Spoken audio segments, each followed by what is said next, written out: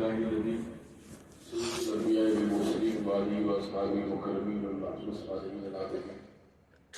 إن الله وملائكته يصلون على النبي يا أيها الذين آمنوا صلوا عليه وسلموا تسليما اللهم صل على سيدنا محمد وآله وصحبه وبارك وسلم صلاة الله عليه كثيرا رب کی بے انتہا نوازشات اور اس کی بھرپور فضل و کرم سے اس کی عنایتوں سے اس کے حبیب پاک صاحب دولت صلی اللہ علیہ وسلم نے ایک عظیم الشان کتاب قرآن مجید جو اللہ تعالیٰ نے ارشاد فرمایا کہ اگر میں یہ قرآن پہاڑوں پر نازل کرتا تو ریزہ ریزہ ہو جاتا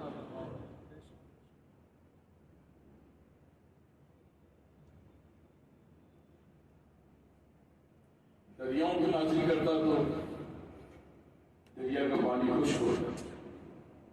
زمین پر نازل کرتا تو زمین پھٹ جاتی لیکن یہ میں نے عظیم وفد آیت بدر القرآن ولو کان من عند غیر اللہ اس کو میں نے اپنے محبوب کے سینے موثق رکھا اور وہ سینہ جس پر اربوں انعامات کے نزول اللہ تعالیٰ نے توریت ہو زبور ہو انجیل ہو اس قدر بھی یہ ارشاد فرما کر فرمائے کہ یہ اگر میں کسی کو رلاتا تو کوئی برداشت اسے نہیں کر سکتا لیکن قربان ہمارے آقا سرور کائنات صلی اللہ علیہ وسلم کی شان عنایات پر کہ اس قرآن کو خود رب نے اپنے محبوب کو پر نازل کیا اور آقا صلی اللہ علیہ وسلم نے اسے اپنے سینے پہ محفوظ کر کے صحابہ کے سینوں تک پہنچایا اور وہ روایات وہ فضل وہ کرم وہ نوازشات چلتی رہی اور اللہ نے انسان کے حافظ قرآن کو اس قرآن کی نعمت سے سرفراز کر کے اس کے سینے میں رکھا فرمایا کہ جس قبرستان میں ایک حافظ کی خبر ہوتی ہے اللہ تعالیٰ اس قبرستان پر بھی اپنی رحمتیں نازل کرتا ہے پھر صحابہ نے پوچھا یا رسول اللہ یہ تو حافظوں کے لیے بیان ہے عام انسان کو قرآن پڑھ نہیں پاتا قرآن سیکھ نہیں پاتا فرمایا کہ جو قرآن سن لے اس کی محبت قرآن سے لگ جائے اور قرآن کے الفاظات کو اپنے کانوں میں محفوظ کر دے تو الحمدللہ ہم نے اس 27 دنوں میں قرآن سنا آقا فرماتے ہیں کہ جس نے قرآن توجہ سے سنا اس کی قبر بھی جہاں رہے گی 40 گز تک ہم اس کے آس پاس بھی عذاب نازل نہیں کریں گے جس نے توجہ سے قرآن سن رکھا ہے قرآن سنا ہے تو اللہ نے یہ توفیق حضرت فاروق اعظم کے صدقے میں ہمیں عطا کی کہ ہم رمضان کے مہینے میں اس کے عظیم الشان اس کے بہترین قرآن کو اس کے بہترین فرمان کو ہم سنتے ہیں سنا ہے ہم نے جس طرح بھی سنا یہاں تک کہ حضرت شاہ عبداللہ تو لکھتے ہیں کہ جس نے زندگی میں ایک آیت بھی محبت سے قرآن کی سنی اس کے لیے بھی مغفرت ہے تو الحمدللہ ہم نے تو 6606 آیتوں کی تلاوت آج اس کی سماعت کی الحمدوں سے برداشت ہے بسم اللہ الرحمن الرحیم سے قرآن کی شروعات ہوتی ہے تو بسم اللہ کا پہلا لفظ کیا ہے بے اور قرآن کا آخری لفظ کیا ہے سین صوفیہ فرماتے ہیں کہ بس بے اور سین اور بے صوفیہ فرماتے ہیں بس اسی میں سب ہے جو کچھ ہے بس اسی میں سب اور جب اس میں سب ہے تو پھر ہم سب بھی اسی کے اندر ہیں سرکار فرماتے ہیں غریب نواز کی جس نے قرآن سے سینے سے لگا کر ہی محبت کی گویا کہ اس نے اللہ سے اس کے رسول سے محبت کرتا چھپ بابا کا میں بار بار ذکر کرتا ہوں ان کی زبان میں لغت تھی توتلے تھے وہ قرآن پڑھنے کی کوشش کرتے تھے کسی قاری صاحب سے سنا کہ قرآن غلط پڑھنا سخت گناہ ہے تو انہوں نے پھر الحمد شریف یاد کرنے کے سوا کچھ یاد نہیں کی اور پھر اپنے کمرے میں اپنی جھوپڑی میں انہوں نے جو ہے وہ جھولا بنایا خوبصورت قرآن بہترین جزدان میں رکھا اور اتنی ہائٹ پر رکھا کہ جس کے نیچے وہ کھڑے ہو جائے اور سر پہ قرآن کا جھولا اور آپ اس کے نیچے کھڑے ہو جاتے اور پھر جھولا دیتے رہتے اور کہتے ہیں مولا یہ تیرے بول ہیں سب تیرے بول ہیں یہ تیرے بول ہیں سب تیرے بول ہیں اس کی برکت سے حضرت جمجم بابا کو اللہ نے مستجب الدعوات کر دیا یعنی وہ پتھر کو کہتے ہیں کہ شکر بن جا تو شکر، پانی کو گھی بنا تو گھی، پتھر کے نادیے کو چارہ کھلا کر گوبر کرانے والی شخصیت کا نام قرآن کے احترامات کی بنیاد پر جھم جھم بابا کے نام سے، جو ہمارے اندور شہر کے قریب اجین میں آرام کرتا ہے۔ قرآن کا فیضان اتنا ہے دوستوں کہ جب کبھی تمہارا دل بے قرار ہو، میری نواز فرماتے ہیں کہ میں جب مجھے اللہ سے ملاقات کرنی ہوتی ہے تو میں نیت باندھ لیتا ہوں، اور جب اس سے بات کرنا ہوتی ہے تو قرآن کھول لیتا ہوں۔ جب میں قرآن کو جس محبت سے پڑھتا ہوں، ہر آیت پر مجھے اس کی طرف سے جواب آتا ہے کہ انعام ہے تجھ پر، اکرام ہے تجھ پر، فضل ہے تجھ پر، اے معین الدین تو ہم سے بات نہیں کر رہا، ہم بھی تیرے سے بات کر رہے ہیں۔ قرآن جب کھولو، جب کوئی مشکل ایسی آ جائے، ایسا لگے دل بے قرار ہو رہا ہے، طبیعت بیزار ہو رہی ہے، بیمار ہو رہی، بسم اللہ کر کے قرآن کھولو۔ پھر آپ دیکھیے انشاءاللہ تعالیٰ آپ نے قرآن نہیں کھولا، زنوں نے مصری رضی اللہ تعالیٰ ارشاد فرماتے ہیں کہ جس گھر میں جو شخص قرآن کھولتا ہے وہ قرآن نہیں کھولتا بلکہ رب کی رحمت کے دروازے اپنے ہاتھوں سے کھولتا ہے، وہ جو چاہتا ہے رب سے رب اس کو عطا فرما دیتا ہے۔ آپ جانتے ہیں کہ 3 اشرے گزرے ہیں، کون کون سے گزرے؟ اشرے بولیے آپ سب تاکہ بولنے کا بھی سوال۔ اشرے 10 دن رحمت کے، اشرے مغفرت 10 دن، اشرے نجات یہ 10 دن، تو یہ جو ہے ہمیں ملے گی نہیں، نہ رحمت نہ مغفرت نہ نجات، بلکہ سرکار پاک صلی اللہ علیہ وسلم مولا کائنات ارشاد فرماتے ہیں کہ سال بھر تک تم رحمتیں تلاش کرتے ہو، 10 دن رحمتیں تمہیں تلاش کرتی ہیں، 10 دن رحمتیں تمہیں تلاش کرتی ہیں۔ اے اللہ ہے روزہ دار، میں اس کے قریب جاتی ہوں، ہے کوئی جو ہے افطار کرنے والا، سحری کرنے والا، نماز پڑھنے والا، تلاوت کرنے والا، اب تم رحمتوں کو نہیں ڈھونڈ رہے ہو، رحمتیں تمہیں 10 دن تلاش کر رہی ہیں۔ کہ اللہ تیرے جو بندے روزہ رکھ رہے ہیں، افطار کرا رہے ہیں، سحری کرا رہے ہیں، نیک کام کرا رہے ہیں، ہم انہیں تلاش کر رہے ہیں، رحمتیں آپ کے پاس خود آتی ہیں۔ پھر 10 دن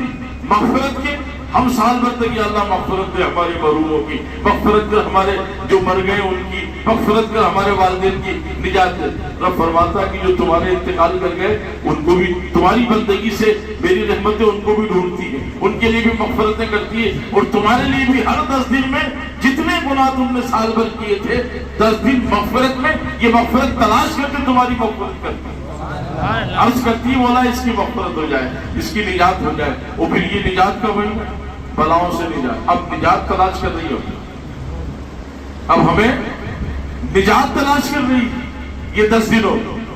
ہے، کوئی بیماری سے نجات چاہنے والا ہے، کوئی دشمنوں سے نجات چاہنے والا ہے، کوئی گناہوں سے نجات چاہنے والا، اے اللہ اس کو نجات دے دے، اے اللہ اب نجات ہمارے لیے نجات کی دعا کر رہی ہے۔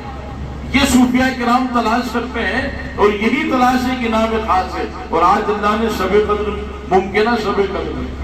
چوتھی تاخرات، چوتھے انعام کا باعث، یعنی اللہ تبارک تعالیٰ کی محبوب فرماتے ہیں یہ ہم نے 1000 مہینوں سے بھی افضل ہے۔ اِنَّا أَنزَلْنَاهُ فِي لَيْلَةِ الْقَدْرِ وَمَا أَدْرَاكَ مَا لَيْلَةُ الْقَدْرِ لَيْلَةُ الْقَدْرِ خَيْرٌ مِنَ أَلْفِ شَهْرٍ تَنَزَّلُ الْمَلَائِكَةُ وَالرُّوحُ فِيهَا بِإِذْنِ رَبِّهِم مِّن كُلِّ أَمْرٍ سَلَامٌ۔ یہ آتا ہے مغرب سے ہی زمین پر فرشتے انسانی شکل میں گھومتے رہتے ہیں، اور صبح تک ہر بندے مومن جس کے نیک ارادے بندوں کے ہوتے ہیں ان سب کے لیے وہ رات بھر فرشتے زمین پر گھوم گھوم کر اپنے عبادت کو ان بندوں کے نام اعمال میں درج کراتے ہیں جو اللہ کے ذکر میں رات بھر رہتے ہیں۔ اور طلوع شہر سے پہلے رب تبارک تعالیٰ کے محبوب کا ارشاد ہے کہ وہ سارے بندے جو رمضان بھر بندگی کرتے رہے اس کو راضی کرنے کی کوشش کرتے رہے، طلوع فجر سے پہلے ان کو نجات دے دی جاتی ہے۔ یہاں تک کہ حضرت دادا گنجبخش کو علی حجوری رحمۃ اللہ علیہ لکھتے ہیں کہ اگر اس کا شب قدر کی فجر میں انتقال ہو جائے تو اس کو شہیدوں کے ساتھ، نبیوں کے ساتھ جنت میں رکھا جاتا ہے۔ یہ فیضان اس رات کے، اس عبادت اور ان تمام انعامات کے فیضان کا انتظام اللہ تعالیٰ نے اس رات میں اس طرح سے رکھا۔ میں بیان نہیں کرنا چاہ رہا تھا لیکن میں چاہ رہا تھا کہ اب یہ شروعات ہوئی نہیں تو تھوڑی سی بات کر دیں۔ تو اب ہمیں یہ آخری حصہ جو ہمارے ہاتھ میں ہے، ہم نے قرآن بھی رب کا سن لیا، دل میں یہ عہد کریں کہ مولا یہ جو کچھ تیرے بول تھے ہم اسے سمجھنے کی کوشش کریں، سال بھر تک ہم اس راستے پر چلیں، اسی راستے پر ہمیں چلا۔ یہ الحمدوں کی جو صورت ہے نا، ایاک نعبد و ایاک اہدنا الصراط المستقیم صراط الذین انعمت علیہم، تو فرماتا ہے کہ تم چل نہیں سکتے، ہم چلا، تمہارے حصے میں انعام نہیں ہے، ہم عطا کرتے ہیں، تم نہیں بچ سکتے عذاب سے، مغضوب غیر المغضوب علیہم، میرے عذاب سے تو نہیں، ہم بچاتے ہیں۔ اور جب ہم بچاتے ہیں تو کب بچاتے ہیں؟ جب تم اپنا راستہ نکال کر میرے صراط مستقیم والے راستے پر، یعنی جو میرے محبوب کا راستہ ہے، اس راستے پر جب تم آ جاتے ہو تو پھر تمہارے لیے یہ فیضان ہے، یہ تمہارے لیے انعام ہے۔ اور اللہ تعالیٰ تو اپنے بندوں سے بے گناہ محبت کرنے والا ہے، یہ سب اس نے رکھا ہی اپنے محبوب کی وجہ سے ہے کہ محبوب محشر میں آپ کی امت کو رسوا نہیں ہونے دوں گا، یعنی ہر سال میں کوئی ایسے ایسے انعام رکھوں گا، اور سب سے بڑھ کر کے یہ شب قدر رکھوں گا کہ اگر وہ شب قدر جس نے زندہ کر لی، ہم اسے قبر میں سلامت زندہ رکھیں گے، حشر میں سلامت زندہ رکھیں گے، اور فیض و انعام زندہ رکھیں گے، اور 3 سائے اس پر ہوں گے، ایک میری رحمت کا، ایک میرے محبوب کی چادر کا، اور ایک اس کی جس بزرگ سے نسبت ہے اس کے سربراہ جو ہوں گے، اس سربراہ کی چادر کا سایہ، 3 سایوں کے نیچے وہ رہے گا، اور اس کی اتنی ٹھنڈک ہوگی جو ہم اے سی وغیرہ کولر لگا کر حاصل کرتے ہیں نا، یہ ٹھنڈک بھی اس کے سامنے فیل ہوگا۔ اور پھر 18 فرشتے اس کی خدمت محشر میں رہیں گے، کوئی اسے شربت پیش کرے گا، کوئی اس کے لیے اہتمام کے اندر رہے گا، کوئی اس سے پوچھ گچھ میں رہے گا، تمہیں محشر میں کوئی تکلیف تو نہیں ہے۔ یہ اس رات کی نجات کا انعام اللہ تعالیٰ نے رکھا ہے، 1000 مہینوں سے افضل اس رات کا جو فیضان رکھا ہے نا، وہ یہی ہے کہ اللہ سے ہم فجر تک بہت سارے وقت صبح تک اپنے کونے میں بیٹھ جائیں، یا اللہ مجھ تک میرے خاندان میں جتنے لوگ ایمان والے تھے مثال کر گئے، یا اللہ تیرے خزانے میں تو کبھی ایک لمحے میں تو چاہے تو کائنات بخش سکتا، بے شک وہ تو اتنا فرماتا نا، یحبونہم کحب اللہ والذین آمنوا اشد حبا للہ، تمہاری محبت تو بہت تھوڑی سی ہے، اگر میری محبت دیکھو گے۔ کسی نے عرض کی مولا جب حضرت یعقوب علیہ السلام اور حضرت یوسف علیہ السلام کی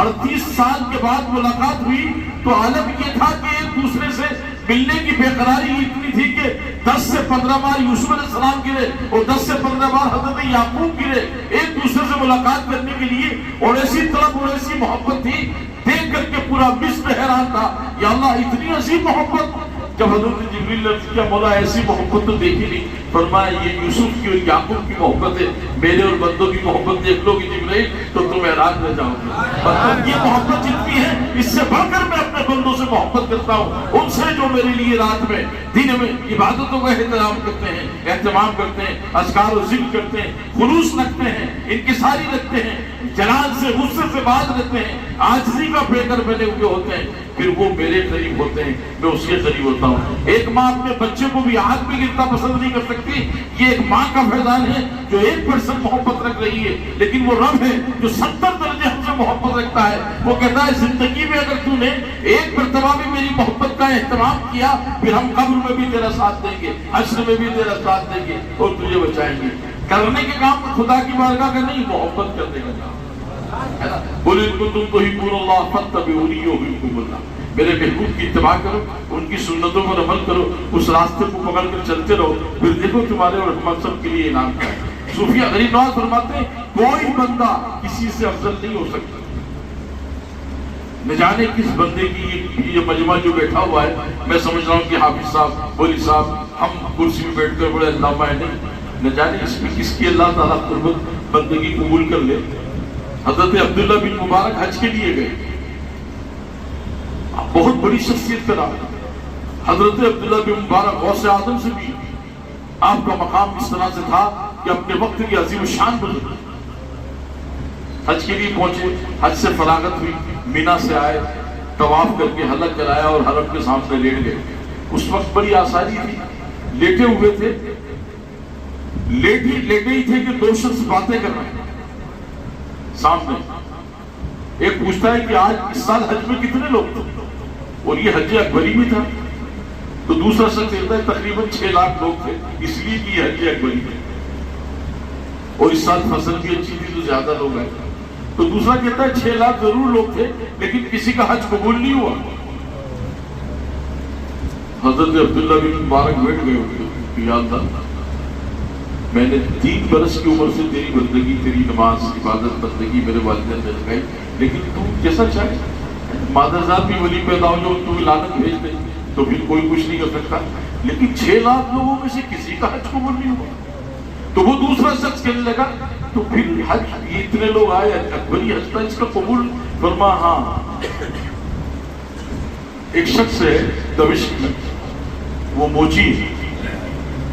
اور وہ آیا بھی نہیں, اس کی وجہ سے اللہ نے ان سب کا حج قبول کیا. اب وہ فرشتے, وہ جو تھے 2 شخص فرشتے تھے, اس میں سے ایک کہتا ہے کہ اس میں عبداللہ بن مبارک بھی تو ہیں. روئے زمین پر جو اللہ کے محبوب ہوتے ہیں فرشتے انہیں پہچانتے ہیں. اللہ فرماتا ہے ان الذین آمنوا وعملوا الصالحات سیجعل لهم الرحمن ودا. جس نے ہماری محبت میں بندگی کی, صراط مستقیم پر چلا, ہم پھر جھاڑوں کو, پیڑوں کو, درختوں کو, جانوروں کو, ہر شے کو بتا دیتے ہیں اے لوگوں, اے چیزوں, اے اشیاؤں, خبردار یہ ہمارا دوست ہے, اس کا دیہات کرنا, اس کا احترام کرنا, اس کا اہتمام کرنا. فرشتے کہتے ہیں کہ عبداللہ بن مبارک بھی تو ہیں. ہاں ان کا بھی حج ان کی وجہ سے قبول ہوا. کون ہے وہ؟ فلاں فلاں, اس کا نام بھی مجھے یاد تھا, ابھی یاد نہیں. کہا کہ وہ دمشق میں رہتا ہے, موچی ہے, اور وہ آیا بھی نہیں. اب حضرت عبداللہ بن مبارک اٹھے, سامان سمیٹا کہ یا اللہ, پتہ ہوتا سب پتہ ہے اللہ والا. فارغ ہو کر کے وہ مدینہ طیبہ گئے, جا کر کے حاضری سرکار میں اور کہا یا رسول اللہ آپ اجازت دیں تو میں اس شخص سے مل لوں. دمشق پہنچے, تلاش کی, آپ بھی دمشق کے تھے. جا کر کے دیکھا تو وہ ایک موچی ہے, وہ سلائی کا کام کرتا, مسلمان موچی. تلاش کر کے جب پہنچے اس کے مکان پر دستک دی تو دونوں میاں بیوی اندر بیٹھے ہوئے تھے. جیسے ہی حضرت عبداللہ بن مبارک کو دیکھا کھڑا ہو گیا, ایک دم جسم میں کب کبھی آگے نہیں کہو گے, حضور پورا گھر آپ کا تشریف لائے. آئے, بٹھایا, اب اہتمام کیا, ضیافت کی. سرکار حکم دیتے تو میں حاضر ہو جاتا. آپ میرے گھر تشریف لائے, غریب خانے کرم فرمائی. لیکن کہ کیا کرتا ہے حضور, میرا تو مشہور ہی موچی ہوں, کمال ہوں, اس سال حج کرنے جانے والا تھا. ہاں سرکار ارادہ تو تھا لیکن میں جا نہیں سکا. کیوں؟ تو کہا کہ حضور پر ایسی ہمت ملنے نہیں, کچھ تو ہوا. جو لوگ اللہ کے قریب ہوتے ہیں پھر وہ نیک کام کر کے بھی بتاتے نہیں, جتاتے بھی نہیں, بچتے. اللہ جانتا ہے, میں جانتا ہوں, بس وہ جانتا ہے تو پھر انتظام ہوتا رہے گا. بیچارہ نے بھی خرچ کروں گا تو وہ 4000 عنایت کرنے والی ذات ہے. کہا کہ نہیں کچھ, کہا نہیں کچھ تو ہے. کہا سرکار میں نے 3000 درہم جمع کیے تھے. اتفاق یہ تھا کہ میری بیوی حاملہ تھی اور پڑوس میں جو ہے ایک یہودی رہتا ہے. اتفاق سے اس کے گھر گوشت بن رہا تھا اور حاملہ عورت کو اچھی اچھی چیزیں کھانے کی عادت ہوتی.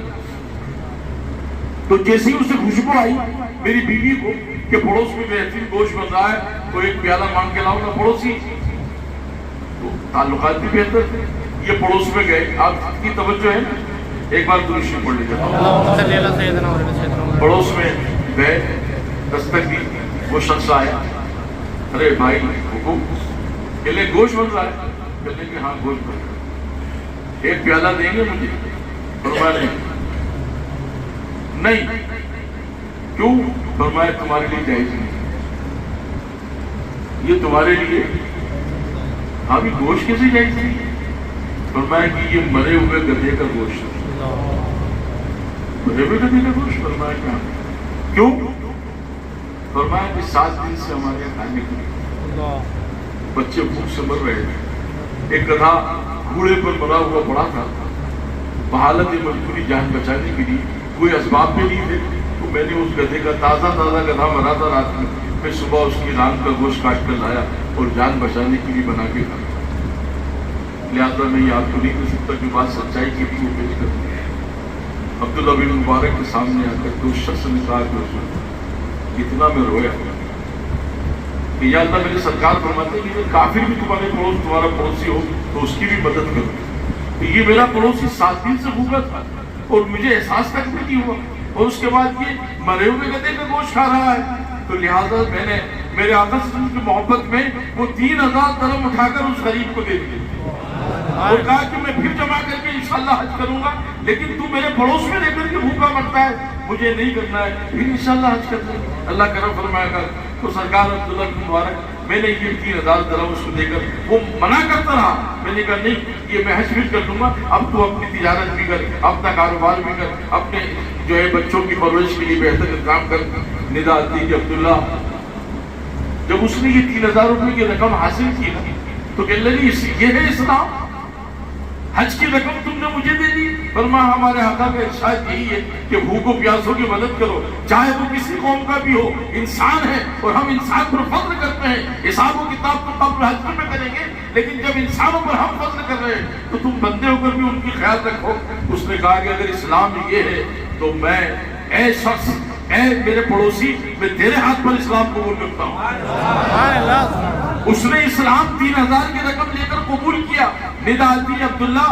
ہم نے اس میں 3000 سنت کی ادائیگی میں سرکار کی محبت میں دیے, ہماری رضا کے لیے دیے. اس کو اسلام ملا, اسے انعام ملا. 6 لاکھ لوگوں کو حج کا ثواب ہم اسے اس کی زندگی کے آخری سانس تک عطا کرتے رہے. یہ نیک اعمال کرنے کا فیضان اللہ تبارک تعالیٰ اپنے بندوں کو عطا کرتا ہے. یہ نیکیوں کو بانٹنے کا, نیکیوں کو دینے کا. اب عید قربان کی نیکیاں رمضان کی نیکیوں کے سامنے کم ہیں. اس میں آپ نے 1 روپیہ خرچ کیا, ایک رکعت نماز ادا کی, 1 مرتبہ کلمہ طیب پڑھا, تو یہ جو لکھا ہے نا 70 مرتبہ صوفیہ فرماتے ہیں تمہیں بتانے کے لیے. لیکن جب کرم فرمانے خدا آتا ہے نا تو وہ کہتا ہے کہ یہ بندہ ہو کر ایک بار اللہ حکم کہہ رہا ہے, ہم اپنی رحمتیں اس کی زندگی کی تمام زندگی بھر کے لیے رحمتیں عطا کرتے ہیں. اب حساب نہیں, بے حساب اس کو عطا کر دو. تو رب تبارک تعالیٰ ہمیں آج کی اس مقدس رات کی برکت سے یہ توفیق عطا کرے کہ آئندہ سال پھر ہمیں یہ ماہ مبارک نصیب, اور ہم اسی توجہ کے ساتھ اس قرآن عظیم کی تلاوت کو بہتر طریقے سے خود بھی کریں اور تراویح میں بھی آ کر کے سنیں, اور سن کر یہ آپ صاحب کے لیے بھی دعا کریں اللہ ان کو سلامت رکھے, امام صاحب کو بھی سلامت رکھے. جتنے لوگ مسجد کی خدمات کرتے ہیں کمیٹی کا بھی شکر ادا کرتا ہوں کہ وہ دل و جان سے جو بھی کچھ اس چھوٹے سے حصے میں ہوتا ہے کرتی ہے. عوام کا آپ کا شکریہ, کیونکہ مسجد بنانا تو آسان ہے, آباد رکھنا اس سے زیادہ مشکل ہے. تو جو لوگ آ کر اس میں عبادت بندگی کر رہے ہیں وہ بھی اس کے حصے دار ہوتے ہیں. اللہ تبارک تعالیٰ سب پر کرم فرمائے. اور ہم یہاں سے یہ دعا کرتے ہیں کیونکہ حضرت غریب نواز کا اور نظام الدین کا قول ہے کہ جو خانقاہ کی مسجد ہوتی ہے اس میں ہر وقت دعائیں قبول ہوتی ہیں, اس لیے کہ وہاں سال کے لیے یہ بنائی جاتی ہے. آپ لوگ ہر مسجد اللہ کا معظم اور محترم کرے. اللہ کے گھر میں قرآن خود فرما رہا ہے کہ انما یعمر مساجد اللہ من آمن باللہ والیوم الآخر. اللہ کے گھروں کو وہی لوگ آباد کرتے ہیں جو اللہ پر اور آخرت پر ایمان کرتے ہیں. تو یہ ہم جس کو آباد کر رہے ہیں اللہ ہماری نسلوں کو آباد رکھے. جس میں جن لوگوں نے بھی اس میں جس طرح سے بھی دام درب قدم سکر حصہ لیا, اکثر لوگ میں نے اتنے دیے, میں نے اتنے دے کر کے پھر یہ کہیں کہ مولا تو نے دیا تھا تو دیا,